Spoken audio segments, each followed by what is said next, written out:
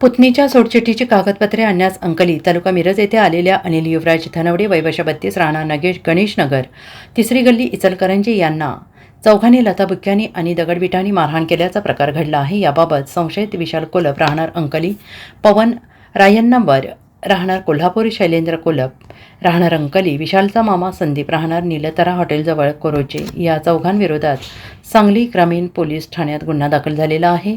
पोलिसांनी दिलेली माहिती अशी की फिर्यादी अनिल धनवडे यांची पुतणी भाग्यश्री कोलप हिचा सांगलीतील न्यायालयात सोडचिठ्ठीबाबतचा खटला सुरू आहे। त्याबाबतची कागदपत्रे आणण्यासाठी धनवडे हे अंकली येथे जावई विशालकडे गेले होते।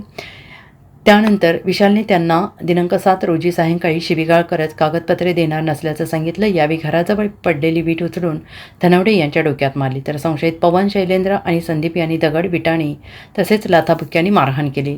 जखमी धनवडे यांनी उपचारानंतर सांगली ग्रामीण पोलीस ठाण्यात शुक्रवारी दुपारी फिर्याद दिली। त्यानुसार चौघांवर गुन्हा दाखल झाला आहे। Bureau report SBN Marathi, Sangli.